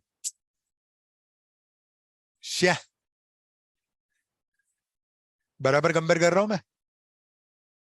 TYBCom भी तुम्हारे एज के बच्चे होते हैं, फिर क्या प्रॉब्लम? एज तो बराबर है। सिलेबस में, तुम्हारे सिलेबस में जो होता है अकाउंट्स में, उनके सिलेबस में भी था ही, वही था। हंसता क्या, सच्ची में था। फिर तुम लोग टीवाई बीकॉम में हो अभी? टीवाई हो गया है? तुम देखो इंटर का ही सिलेबस है उधर भी। नहीं? फिर कंपेयर कर सकता है कि नहीं? क्या, क्यों रे? उनका परसेंटेज अच्छा था इसलिए? हाँ, मन में बोलता है इसको क्या बोलेगा हम। मिनिमम 40, एग्रीगेट 50, टीवाई बीकॉम में 35 भी चल जाता है कि नहीं? यस, और उस टीवाई बीकॉम में पेपर पास करने के लिए कुछ नहीं लगता है, लास्ट 3 अटेम्प्ट का पेपर पढ़ के जाने का, है कि नहीं? यस। और उधर तो कैसा है, हमारा तो एकदम कॉन्सेप्ट ऐसा रहता है, 5 मार्क का क्वेश्चन बोलो तो 1 पेज भरने का, कुछ भी भर लेकिन भरने का। एम आई करेक्ट और एम आई करेक्ट? यस और नो? इंटर से में भी ऐसी है ना? नहीं सर, क्या बोलता है तू? सर टीवाई बीकॉम में 60-70% लोग आराम से पास हो जाते हैं। हमारे टाइम तो रिजल्ट कितना आया था? कितना? 12%। 12%, I think last attempt was 5%। उसके पहले 12% था। This attempt was again 10%। तो सर 10% तो खाली पास होता है। क्या बोलते हो तुम समझ रहे हो मैं क्या बोलने की कोशिश कर रहा हूं? I am comparing apples with nuts, so that comparison is not appropriate. I hope you understand. So comparability करना है तो it has to be proper comparability. खाली इंट्राफॉर्म करके नहीं हो सकता, इंटरफॉर्म करना जरूरी है। खाली इंट्राफॉर्म करके इंटरफॉर्म करना जरूरी है। से फॉर एग्जांपल तुम्हारा सीए फाइनल में टेस्ट स्टार्ट हो जाता है, क्या स्टार्ट हो जाता है? Test start, yes. 3 पेपर हो गए, yes. So then I ask question to Dasharath के, पेपर दिए थे तीनों? दशरथ बोलता हाँ सर दिए थे। बोला अभी का जो पेपर दिया कितना मार्क्स मिला? बोला सर 35 मिला आउट ऑफ 50। मैं बोला यार 35 डज नॉट लुक बैड। मैं बोलेंगे, बोला फिर भी दशरथ है, पूछ लेता हूँ। बोला लास्ट वाला पेपर में कितना मिला था? बोला सर लास्ट वाले पेपर में 15 था। लास्ट वाले पेपर में 15 और ये वाले पेपर में 35? और उसके पहले वाले में? दशरथ बोला सर 5। वाह दशरथ, 5 से 15, 15 से 35, अच्छा ग्रोथ पकड़ा है, गुड। यस। इतना बोल के, गुड बोल के मैं चुप हो जाएगा तो then I am not doing real comparison. फिर मैं बैच में तुम लोगों को पूछता हूँ कि भाई दशरथ को 35 मिला है, तुम्हारा कंडीशन क्या है, आउट ऑफ 50 कितना मिला है? ऐसा करके स्टूडेंट 1 को पूछता हूँ, स्टूडेंट 1 बोलता है 48। 2 को पूछता हूँ, 2 बोलता है 49। 3 को पूछता हूँ, बोलता है 50। 4 को बोलता है 48। 5 को 49। 6 को 50। मालूम पड़ा पूरे बैच में दशरथ को छोड़ के बाकी सब 48, 49, 50 पे। हेलो, इंटर ग्रुप मजा आ रहा था, अच्छा लग रहा था।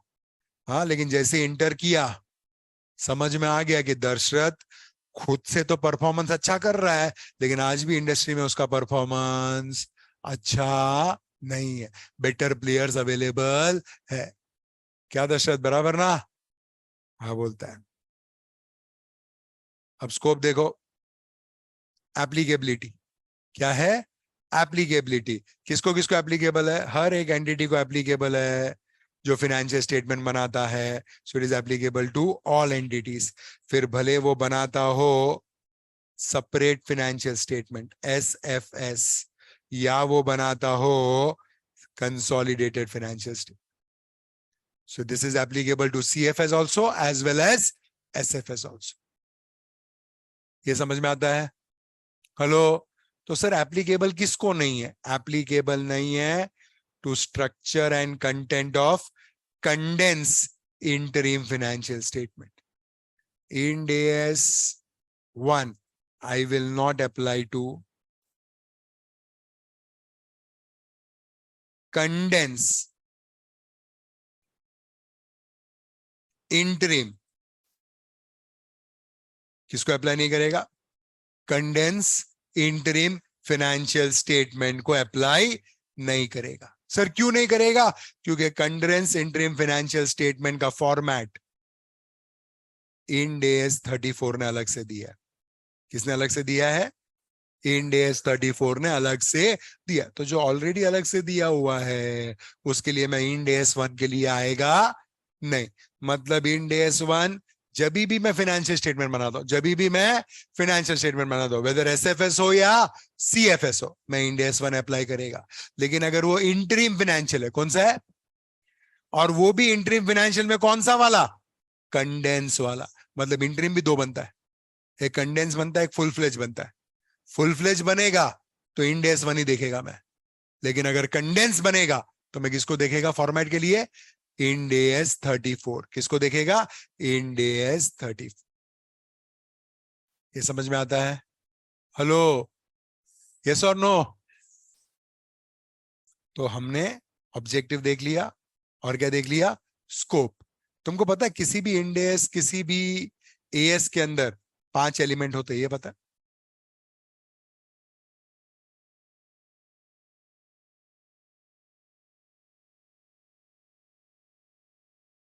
ऑब्जेक्टिव, स्कोप या एक्सक्लूजन्स बोलते हैं। क्या बोलते हैं? एक्सक्लूजन्स। थर्ड होता है definitions of those terms. Fourth होता है recognition एंड मेजरमेंट क्राइटेरिया। और फिफ्थ होता है प्रेजेंटेशन एंड डिस्क्लोजर रिक्वायर्ड। तो एक इंडेस के अंदर मैक्सिमम मैक्सिमम 5 एलिमेंट हो सकते हैं। Maximum objective, scope, definition, recognition and measurement, presentation and disclosure. Maximum 5 हो सकते हैं। हर इंडेस में पांचों के पांचों होंगे ऐसा जरूरी? ऐसा जरूरी? जैसे हम जो अभी इंडेस देख रहे हैं, इंडेस 1 प्रेजेंटेशन ऑफ फाइनेंशियल स्टेटमेंट है, प्रेजेंटेशन ऑफ फाइनेंशियल स्टेटमेंट है। इसके अंदर अपने को ऑब्जेक्टिव मिल जाएगा, स्कोप मिल जाएगा, डेफिनेशन मिल जाएगा।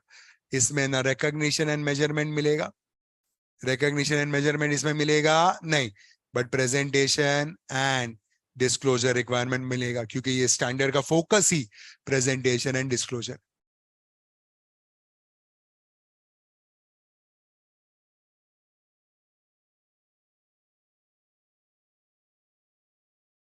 What is a complete set of financial statement इसमें दिया हुआ है।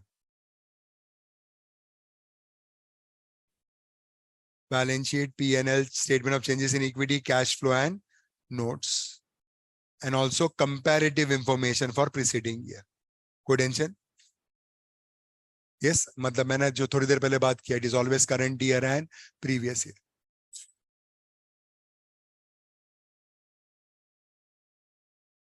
बोलता है किसी भी फाइनेंशियल स्टेटमेंट का जनरल फीचर्स, किसी भी फाइनेंशियल स्टेटमेंट का जनरल फीचर, मतलब एक फाइनेंशियल स्टेटमेंट के फीचर्स क्या होते हैं?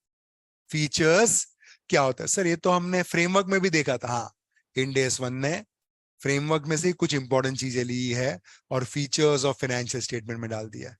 क्या क्या? देखो, सबसे पहला यहां से स्टार्ट होता है सर्कल। क्या लिखा है? Presentation of true and fair view. Financial statement should present true and fair view. दूसरा क्या है? Going concern. तीसरा क्या है? अरे सर ये तो आता है अक्रूअल। चौथा क्या है? मटीरियलिटी। पांचवा क्या है? Offsetting. Sixth one frequency. Seventh one comparative information and एथ वन कंसिस्टेंसी। सर इसमें से बहुत कुछ फ्रेमवर्क के अंदर कवर हुआ है। बराबर, बहुत कुछ फ्रेमवर्क के अंदर कवर हुआ है।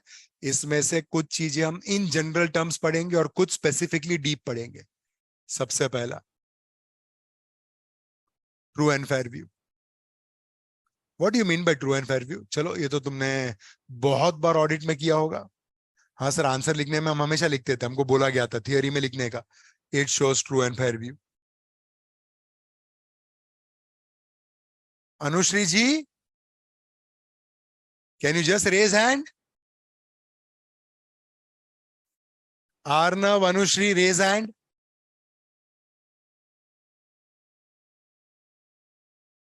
आज कैमरा क्यों ऑफ है अर्नव? हम सर ट्रैवल कर रहा हूँ आज इसलिए।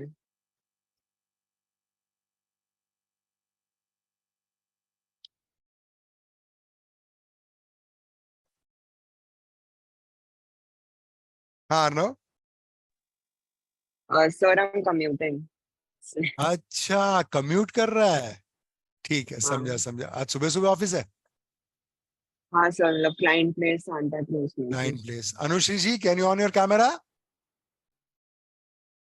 Yes sir. ऑन कीजिए।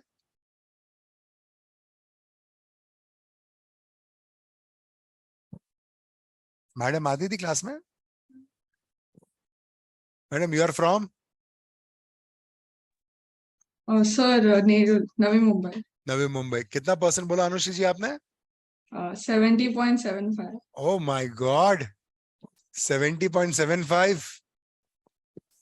उसको थोड़ा बुरा लगा, अपने ग्रेजुएशन का बात किया ना, तो उसको लगा रहे मेरा भी परसेंटेज है। Very good, good good, very good. Thank you तो सर। इधर कुछ लोग खुश हो रहे हैं तुम्हारा परसेंटेज सुन के। आई होप उसी वजह से खुश हो रहे हैं। Okay madam, how do you understand concept of true and fair? अच्छा ये आपको सुनाई नहीं देगा ना?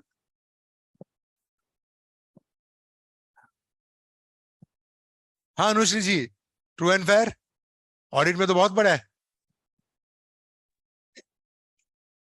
Sir just that there should not be any misstatement. There should not be any misstatement. If there is no misstatement, it is true and fair. Oh my God. If there is no misstatement, it is true and fair. Okay, no misstatement is true and fair. आर्नो भी वही बोलना चाहता है, no misstatement is true and fair. हाँ sir, मतलब in the sense कि उसमें बायस नहीं होना चाहिए and it should be true and fair, मतलब एक्यूरेट Bias नहीं होना चाहिए, true and fair होना चाहिए, accuracy बोल रहा है। Oh my God. Anushree ji, what do you, Yes sir. how do you call something as misstatement? Misstatement किसे कहते हैं? अभी मैं फंस गई, बोलते ये किधर पूछ लिया। नहीं sir. Misstatement. So misstatement, either it can be intentional or unintentional, and नहीं it is basically what is misstatement? a misrepresentation of facts. A misrepresentation of fact is a misstatement. So you are trying to say something similar to error. Sir, if it's intentional or unintentional, it depends. Let me tell you one thing, even you do something as intentionally called as fraud, it falls under error only. Sir, fraud is not an error. No. You are not understanding. It is not in general term error. It is as Okay. per Ind AS, even if there is something which is called as fraud, it is called as error only. And when you rectify that fraud, it is called as rectification of error only. मैं वैसा बोल रहा हूँ. Okay. In the language of Ind AS, the term error includes fraud. वैसा बोल रहा हूँ. Okay.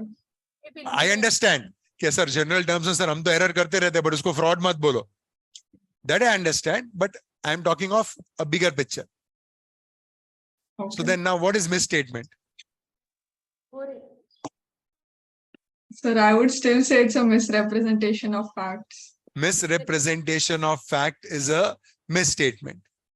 So according to you, कौन से फॉर्म में हो madam? Sir, EA Patil, Vashi. Vashi में. तो Yes. आप जो फाइनेंशियल स्टेटमेंट्स, आप ऑडिट डिपार्टमेंट में हो, Yes, sir. तो आप जो फाइनेंशियल स्टेटमेंट आपके बॉस अप्रूव करते हैं, you are Yes. Confident they are true and fair, they have no misrepresentation? No, sir. Then फिर भी ट्रू एंड फेयर लिखते हो? Sir, reasonable assurance के हिसाब से लिख देते हैं. तो मतलब misstatement comes with reasonable assurance. Yes, sir. Yes. So things have become now difficult. चलो कोई नहीं, not bad. हाँ भाई, यहाँ वाले बच्चे क्या बोल रहे हैं मिस स्टेटमेंट के बारे में? There are two people who have raised hand. Somebody is now not raising hand. बोलता नहीं अपने वाला एरिया नहीं है. True and fair. अब बोलो, हाँ बोल. अच्छा, मटीरियल मिस स्टेटमेंट नहीं, मतलब छोटा मोटा मिस स्टेटमेंट चलता है, चलता है, हाँ या ना? अच्छा मुझे एक चीज बता, मिस स्टेटमेंट का मतलब क्या?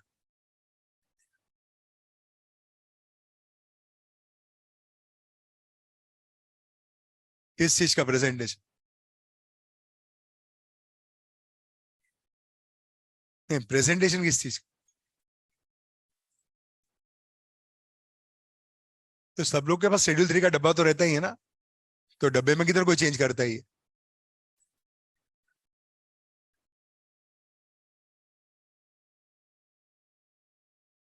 छोटा मोटा मिस्टेक उसको क्या बोलते हैं? मिस रिप्रेजेंटेशन, मिस स्टेटमेंट बोलते हैं।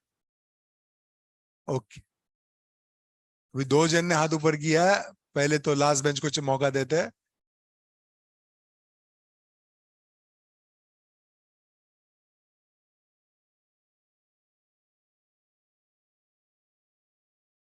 neither overstated nor understated.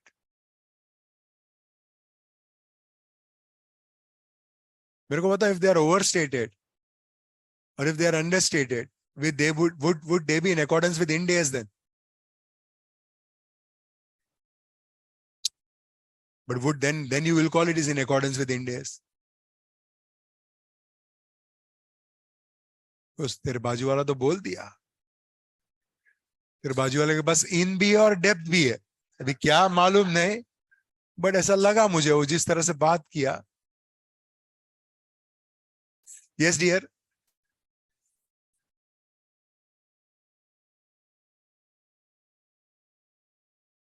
but then Ind AS to speaks about showing the reality only. So if you're not following Ind AS, then पीछे वाला बोलता है कि you should follow Ind AS and there should be no misstatement, material mistake. अभी उसको मालूम नहीं वो कितना सब, वो सोचता है वो स्मार्ट वर्ड बोला, वो फंस गया। अभी तो मैं मटेरियल का डेफिनेशन उसको पूछा नहीं है।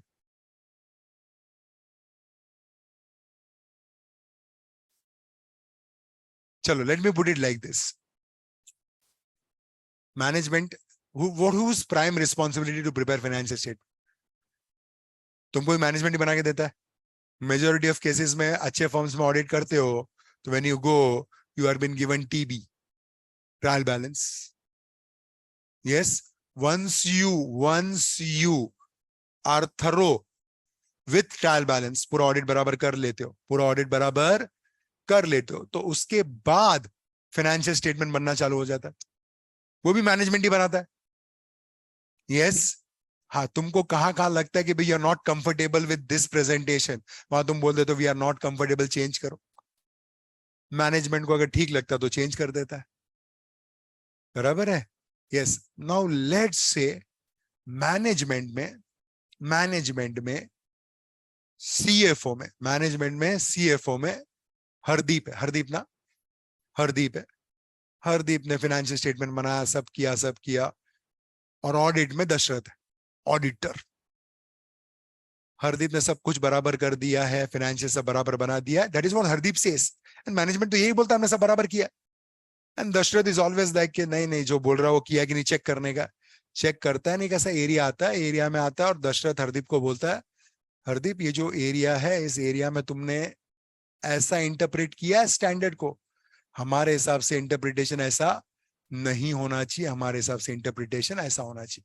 तो हमारे इंटरप्रिटेशन से वैल्यू y आ जाएगा, और तेरे इंटरप्रिटेशन से वैल्यू x आ रहा है। तो हरदीप बोलता है मैं जो सोच रहा हूं और मैं जो इंटरप्रेट कर रहा हूं वही बराबर है, x ही बराबर है। और दशरथ बोलता है हमारे हिसाब से we are more comfortable with y। Hardeep बोलता है मेरे हिसाब से इट इज x। हरदीप जब फाइनेंशियल स्टेटमेंट बनाता है एज पर इंड AS, वो explicit statement pass करता है, management need to pass an explicit statement, I express an explicit statement that all Ind AS have been followed while preparing this financial statement। तो हरदीप ये statement मार देता है, हरदीप बोलता है मेरे हिसाब से बराबर है, और दशरथ अपने ऑडिटर्स रिपोर्ट में क्वालिफिकेशन इशू कर देता है, समझ रहे हैं मैं क्या बोल रहा हूं? हाँ, यस, सी क्वालिफिकेशन दशरथ या रियल लाइफ में क्वालिफिकेशन आना डिफिकल्ट होता है, मैनेजमेंट के साथ बात होती है। 70-75% ऑफ टाइम अच्छे कंपनीज के मैनेजमेंट ऑडिटर्स का मान लेते और कर लेते। 20-25% ऑफ टाइम, सॉरी, हाँ 20-22% ऑफ टाइम मैनेजमेंट एडमेंट होता है, बोलता मैं जो बोल रहा वही बराबर है, ऑडिटर क्वालिफिकेशन ड्रॉप कर लेते। 2-3% ऑफ टाइम ना मैनेजमेंट मानता है ना ऑडिटर मानता है, दोनों आपस में फाइट कर लेते हैं, तो ऑडिटर क्वालिफाइड रिपोर्ट दे देता है। और हरदीप ने फिर भी लिखा है ट्रू एंड फेयर। तो what do you feel, is financial statement true and fair? Auditor ने क्वालिफाई किया।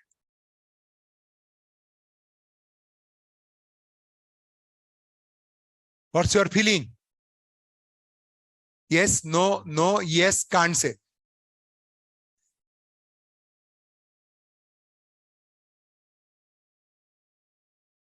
कान से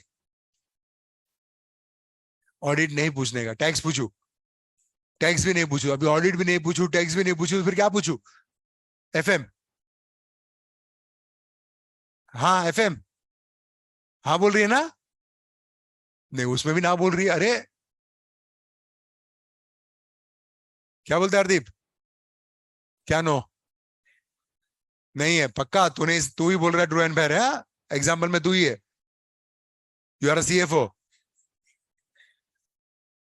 बट ऐसा नहीं लगता तेरे को। दशरथ मतलब मैं तो क्वालिफाई किया, मैं तो ना ही बोलेगा। क्या मैडम? नो, नो, कोई भी हाँ नहीं बोल रहा, कोई भी नहीं, यहां भी लोग नो बोल रहे।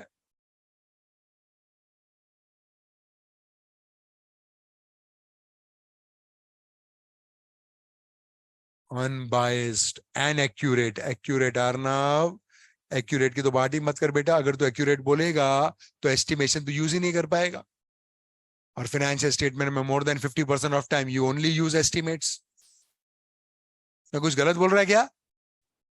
अब देखो, ये तुम्हारा अंडरस्टैंडिंग है।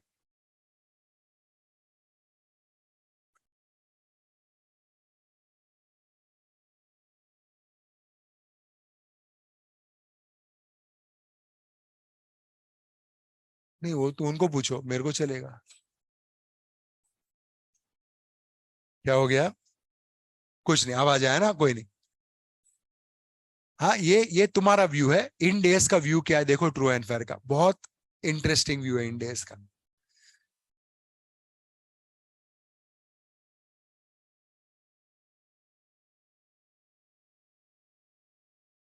Financial statement shall present true and fair view of financial position, मतलब बैलेंस शीट, financial performance मतलब P&L, एंड कैश फ्लो मतलब तुम्हारा cash flow statement. Application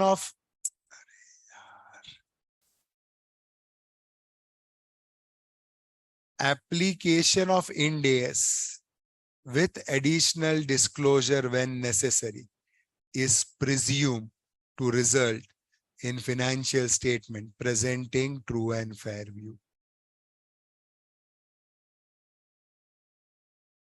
As long as you say you have applied Ind AS with additional disclosure wherever necessary, it is presumed it is true and fair. So if you say it is as per Ind AS, you say it is as per Ind AS, it is true and fair. It is true and fair. तो बोला sir लेकिन material miss statement की हमने बात की थी, अगर material miss statement है तो then it is not as per Ind AS, then is not as per Ind AS। हाँ सर बराबर है, लेकिन सर ये जो application of Ind AS as per Ind AS का जो हम बात करते हैं, हाँ सर Ind AS में हर बार चीजें ब्लैक एंड व्हाइट नहीं होती है, there are many areas which are grey areas. तो सर वहां and entities whose financial statement comply with Ind AS shall make an explicit and unreserved statement of such compliance. An entity shall not describe financial statement as complying with Ind AS unless they comply with all the requirement of Ind AS. Yes, presentation of true and fair view is achieved by compliance with applicable Ind AS. If you comply with applicable Ind AS, it is true and fair. अब सवाल आता है कि what if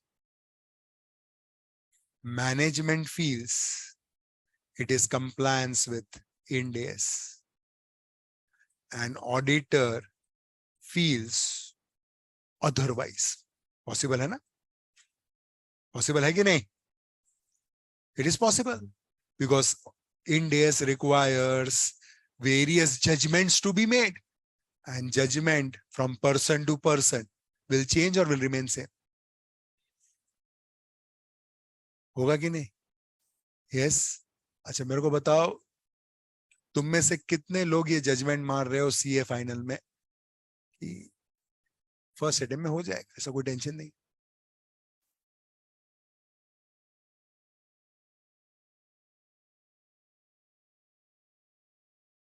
smoothly हो जाएगा, swiftly हो जाएगा, smoothly हो जाएगा, स्विफ्टली हो जाएगा. दो लोगों ने हाथ ऊपर किया स्मूथली स्विफ्टली के लिए. कितने लोगों को लगता है कि हो जाएगा? हो जाएगा फर्स्ट अटेम्प्ट एनी हाउ. कुछ लोग एनी हाउ में भी हाथ ऊपर नहीं कर रहे हैं. क्यों ऐसा? इंटर में नहीं हुआ था. एनी हाउ हो जाएगा फर्स्ट अटेम्प्ट, तो हाथ ऊपर क्यों नहीं कर रहा है? मेहनत तो तुझे करनी है, तो ऊपर क्यों नहीं किया तूने हाथ ऊपर? इसके पहले क्यों नहीं किया कि इंटर नहीं हुआ था? इस देखो एक ही बैच के बच्चे हो, एक ही जैसा पढ़ भी रहे हो. यस, नोट्स भी एक ही जैसे हैं. हाँ, लेकिन जजमेंट में डिफरेंस देखो. दो लोग को लगता है स्मूथली हो जाएगा, मेजॉरिटी को लग रहा है एनी हाउ कर लेंगे, कुछ लोगों को लग रहा है कि एनी हाउ भी होगा कि नहीं वो मालूम. मेरा कहने का मतलब ये था, as the individual changes, judgment changes in relation to same situation. So there is a big possibility management may have judgment A, auditor may be comfortable with judgment B. Can management pass this statement?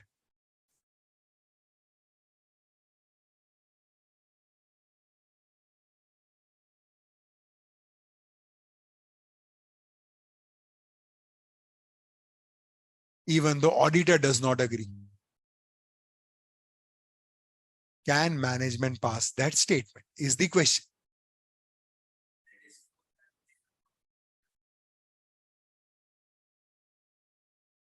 They will disclose what they have done. Auditor has to say what is qualified. Auditor अपने report में बताएगा. Auditor is right मतलब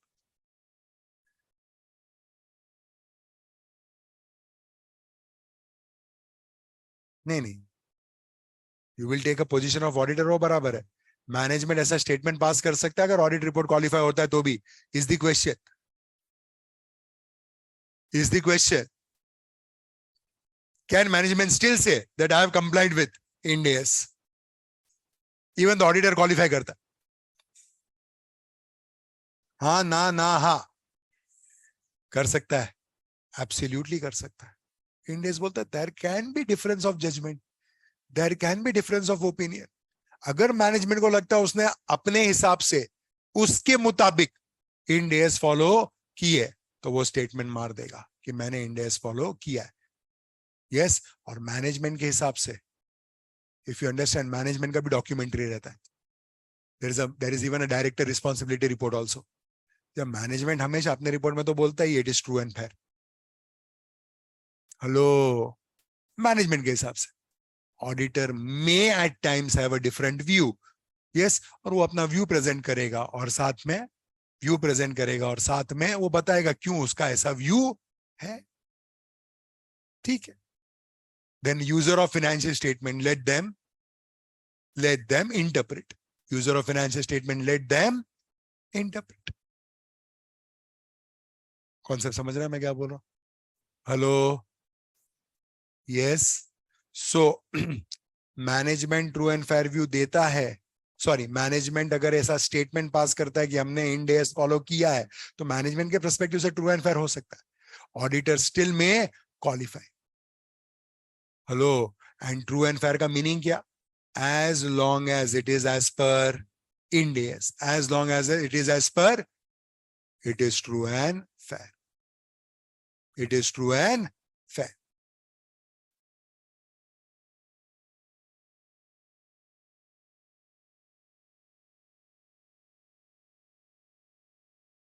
Illustration 1. Hardeep पढ़।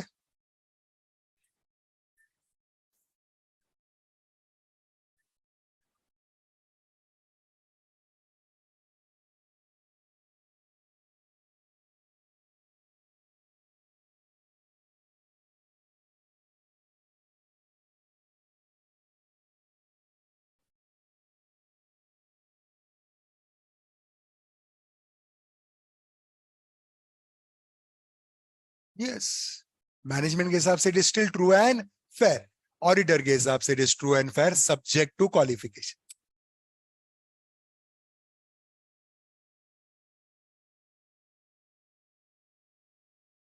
It is possible for an entity to make an unreserved statement of compliance with Ind AS even though auditor report contains qualification because of disagreement, as preparation of financial statement is a prerogative of management. In case management has bona fide reason to believe that it has complied with Ind AS, it can make that statement. In short, Ind AS ने एक चीज बोल दिया, अगर management को लगता है उसने सही किया है तो मैनेजमेंट के हिसाब से it is true and fair. Auditor को लगता है सही नहीं है तो let auditor qualify and give justification for its qualification. Getting this? कोई टेंशन? पक्का? इधर तक किसी को कोई डाउट?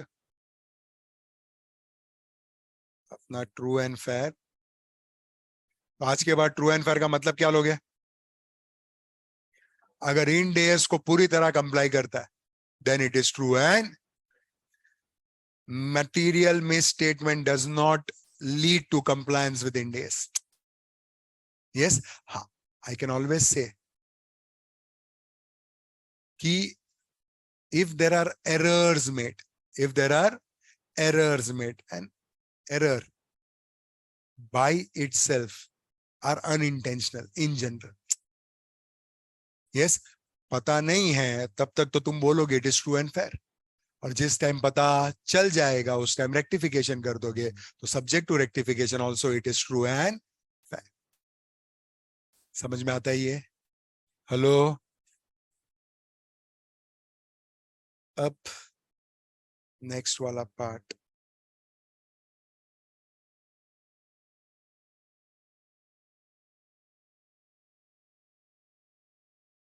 यहाँ क्लोज करते हैं। गोइंग कंसर्न में अपने को डिस्कशन थोड़ा ज्यादा करना पड़ेगा, वो होगा नहीं। So we close here. Next lecture कल ही है, परसों है? अच्छा, तो day after tomorrow we start with going concern. तब तक मैंने एक सवाल पूछा था आपसे। क्या सवाल पूछा था? अनसर्टनिटी टू गोइंग कंसर्न है तो क्या करने का? समझ रहे? हेलो, ये नेक्स्ट लेक्चर डिस्कस करेंगे। Uncertainty to yes, Kingfisher Airlines का नेटवर्थ नेगेटिव था। क्या था? नेगेटिव था। बैंकर्स ने फंड्स देने के लिए ना बोल दिया था, वो लोन को ही वो पे नहीं कर पा रहा था, फ्यूल बिल पे नहीं कर पा रहा था। कौन सा बिल? Fuel bill. समझ रहे? फ्यूल बिल मैं क्या बोल रहा हूं? हाँ, तो उड़ेगा कैसे? हाँ, ये भी नहीं हो पा रहा था, फ्लाइट्स कैंसिल कर रहा था। यस, फिर भी मैनेजमेंट को पूछा गया तो मैनेजमेंट बोलता है नहीं, we are a going concern, investor will come in, investor will हाँ, और न्यूज में 2-3 न्यूज चला रहा था, सऊदी वाले शेख से बात किया है, एमिरेट से बात चल रहा है, न्यूज में आ रहा था एमिरेट से बात हुआ है किंगफिशर का, ऐसा न्यूज में आ रहा था कि बातें चल रही है। और कुछ न्यूज़पेपर तो ये भी लिखते थे एडवांस बातें चल रही है। I hope you understand.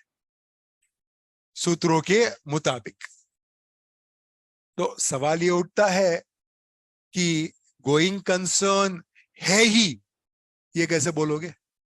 क्योंकि गोइंग कंसर्न है ही के लिए ये जो बातें चल रही थी, ये बातें फ्रूटफुल होनी चाहिए। हाँ, ऐसे 2 सालों से बातें चल रही थी और फ्रूटफुल नहीं हो रही थी, बराबर है। और ये भी नहीं बोल सकते हो कि गोइंग कंसर्न नहीं है, क्योंकि बातें चल रही है और प्रमोटर में मालिया बैठा है। तुम समझ रहे हो? यस, तो जरा सोच के आ जाओ। तो 2 चीजें चाहिए तुमसे लास्ट नेक्स्ट लेक्चर में, एक गोइंग कंसर्न का अनसर्टेनिटी वाला पार्ट, और दूसरा मटीरियलिटी मतलब क्या। मटीरियलिटी मतलब क्या, एग्जाम्पल नहीं। आई hope you understand. Yes, close करते हैं यहां पे।